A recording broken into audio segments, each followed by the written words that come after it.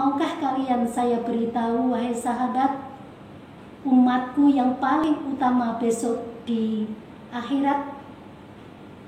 Para sahabat menjawab, mau ya Rasulullah. Nabi bersabda, mereka adalah orang-orang yang rajin membaca Al-Quran.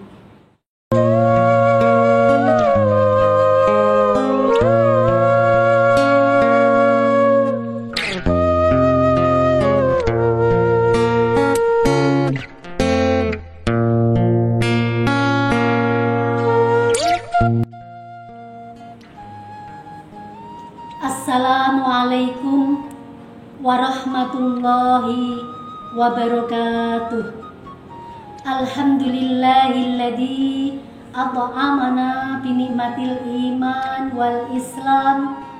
Wassalatu wassalamu ala asrafil anam sayyidina wa maulana Muhammadin wa ala alihi wa sahbihi ila fana'il alam. Amma ba'd. Alhamdulillah wa syukurillah, berkat rahmat Allah subhanahu wa ta'ala, kita masih diberi kesempatan untuk menunaikan ibadah puasa. Semoga mendapat ridho Allah serta dicatat sebagai amal yang soleh. Amin ya rabbal alamin. Hadirin rahimakumullah, selanjutnya sholawat dan salam semoga tetap tercurahkan ke pangkuan Nabi Agung Muhammad Sallallahu Alaihi Wasallam. Mudah-mudahan kita beserta keluarga besok di yaumil qiyamah mendapatkan pertolongan as-syafa'atul udzma. Amin ya rabbal alamin. Hadirin yang dimuliakan oleh Allah, pada kesempatan yang sangat berharga ini, perkenankanlah saya akan menyampaikan ceramah agama dengan tema fadilah atau keutamaan membaca Al-Quran. Hadirin yang saya hormati, tidak terasa kita sudah memasuki bulan Ramadan kedua kalinya di tengah suasana wabah pandemi COVID-19 sejak tahun lalu 2020 sampai dengan tahun 2021 sekarang ini. Meski masih suasana social distancing, saya ingatkan untuk selalu waspada dimanapun, kapanpun. Pesan Ibu 5M tetap kita terapkan. Hadirin rahimakumullah, sebagai umat muslim tentu kita menyadari bahwa Ramadan adalah bulan yang sangat spesial dan eksklusif. Begitu banyaknya kelebihan pahala yang bisa kita dapatkan di bulan Ramadan dibanding bulan-bulan yang lain. Sehingga pada umumnya umat Islam senantiasa berlomba-lomba untuk mengerjakan ibadah lebih intens setiap Ramadan tiba. Ada beberapa amal ibadah selain di bulan Ramadan yang sangat dianjurkan oleh Rasulullah.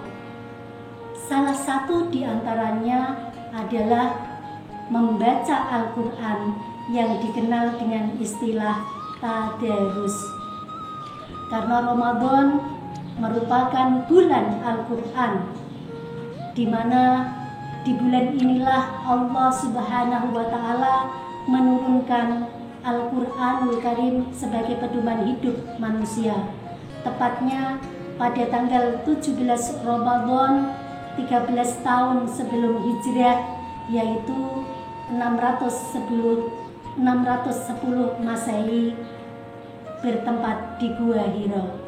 Pendapat ini dikutip dari Nur Al-Yakin fi Sirati Sayyid Al-Mursalin, buah karya Syekh Mahmud Basa. Hal ini juga dijelaskan dalam firman Allah surat Al-Baqarah ayat 185.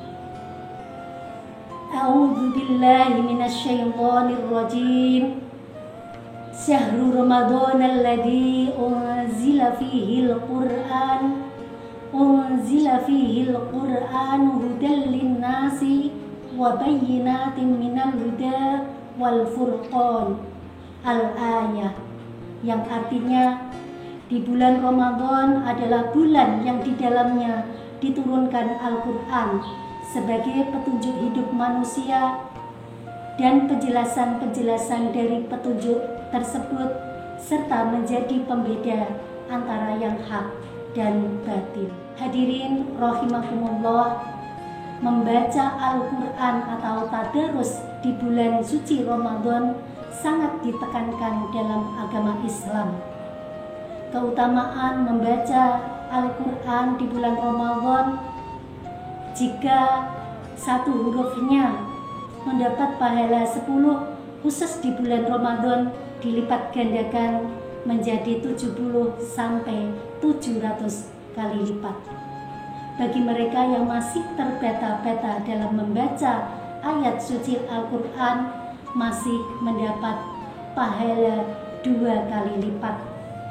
1 pahala karena bacaan Al-Qurannya, yang kedua 1 pahala lagi karena rajinnya, kesungguhannya dalam mempelajari Al-Quran.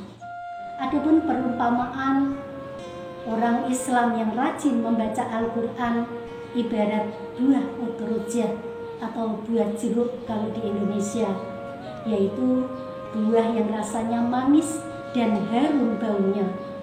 Bagi umat Islam yang enggan membaca Al-Quran diibaratkan seperti buah kurma, rasanya manis tapi tidak berbau harum.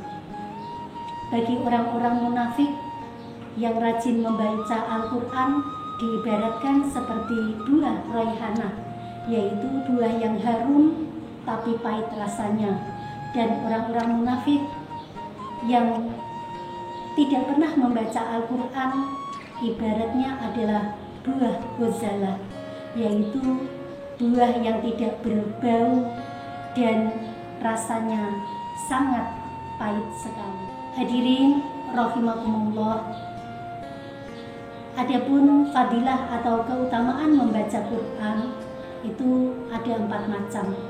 Yang pertama adalah nazalat alaihimus sakinah. Orang-orang yang rajin membaca Al-Quran akan mendapatkan ketenangan hidup, sehingga hati akan semakin damai dan tentram. Yang kedua, wa wasiyahumur rahmah. Mereka akan memperoleh kasih sayang dan rahmat dari Allah Subhanahu wa Ta'ala, Sang Pemilik sekaligus penguasa alam semesta ini. Yang ketiga, wahafathumul malaikah.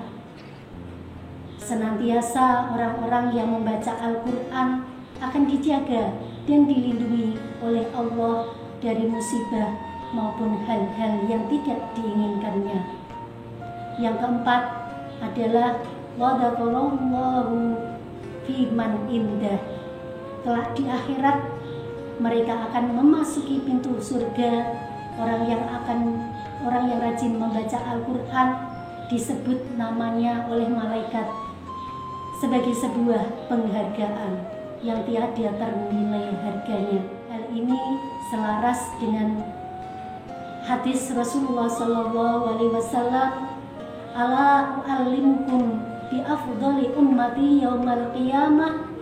Qalu bala ya Rasulullah. Qala alladhi yaqra'una al-Qur'an, yang artinya, maukah kalian saya beritahu wahai sahabat, umatku yang paling utama besok di akhirat? Para sahabat menjawab, mau ya Rasulullah. Nabi bersabda, mereka adalah orang-orang yang rajin membaca Al-Quran. Hadirin yang saya hormati, ketika kita membaca Al-Quran, kita akan merasakan berdialog atau berinteraksi secara langsung dengan Allah untuk meraih keberkahan hidup agar lebih bermakna.